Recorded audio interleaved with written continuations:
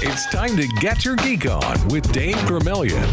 If you'll recall, back during PAX South, the gaming convention held here in San Antonio in January, I got to sit down with Michael Dante DiMartino, one of the creators of The Last Airbender. A terrific guy, great interview. It worked out really well, and I thank him for his time. And now he's been able to announce that Netflix is producing a live-action series of The Last Airbender. Wow. Okay. This came right out of nowhere. There were kind of hints and whispers, but there are hints and whispers of everything. Yeah. So this was huge clickbait. Have you seen The Last Airbender? Yes, I have. I'm not the biggest fan of it. No, not like I don't like it. I like it. But like kind of like Pokemon, where like I've watched Pokemon. I like Pokemon, but I'm not engulfed into it. I haven't seen every single episode. Gotcha. I'm not following along with everything. I understand the Fire Nation's bad. I understand Aang for some reason is pretty good, and then he struggles, and then for some reason just finds out how to do everything and wins at the end of every episode. But anyway, go ahead. Yeah, that's about right.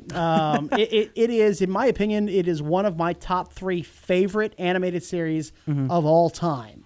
By the way, Get Your Geek On alum Greg Delisle voiced a character or two in that show. That's right. She was Azula, the absolutely whatever crazy character that was on there. I mean, she was incredible. Great voice actress to match Azula's intensity.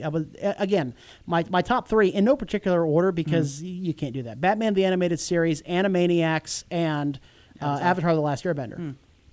Greetings, you worthless peasants. I am Grey Delisle, the voice of Azula. That's right. That's right. Great interview, too, by the way. That was awesome. She flirted with me on air. It was awesome. So do you think it's necessary? Well, I kind of wondered where this was coming from, and then he made a statement on his Facebook page. And the statement says, quote, "We can't wait to realize Aang's world as cinematically as we always imagined it to be."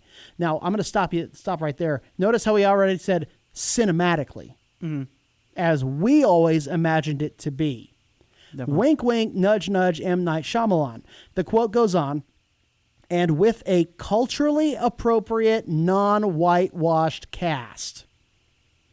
Netflix is wholly dedicated to manifesting our vision for this retelling, and we're incredibly grateful to be partnering with them." That is a direct quote from Michael Dante DiMartino. It's no secret that the movie sucked. Oh, did it? The movie was garbage. It was terrible. Even if you're not a fan of the series, people didn't like it. I don't think the movie sucked, because then that's being really mean to other things that actually suck. Because then, I think the movie's worse. This joint. Oh, you think it's that bad? So even if you didn't watch the series, the movie was just awful. No, the movie makes no sense. It's I would rather watch the Dragon Ball movie. Wow, wow, that is low. Okay, that's an insult, right? That one's easier to make fun of. Wow. All right, so the movie was bad. Yeah, and it's no secret also that the creators were not fans of the movie. I mean, practically nobody was. Oh yeah. So this is them saying, we want to do it our way. We want to have it up on the big screen, as big as Netflix can be, because it also goes on your phones, which is tiny. But we want to do it our way. We want to do it the right way. And as a big fan of the animated series, I'm excited by this. I'm excited because of who is at the helm.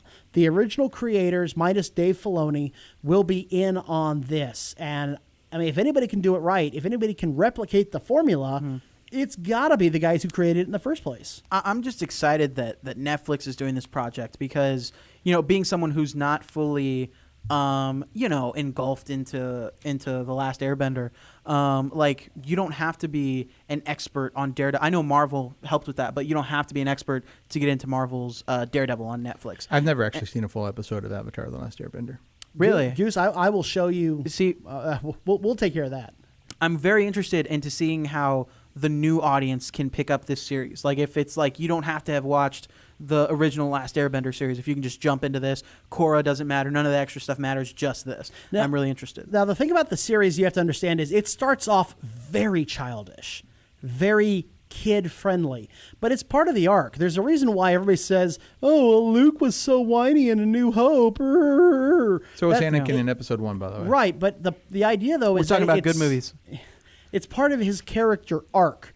In order to rise to great heights, you have to start low. Yeah. The problem with Anakin Skywalker is he was whiny in all 3 movies and he didn't change. He had no arc.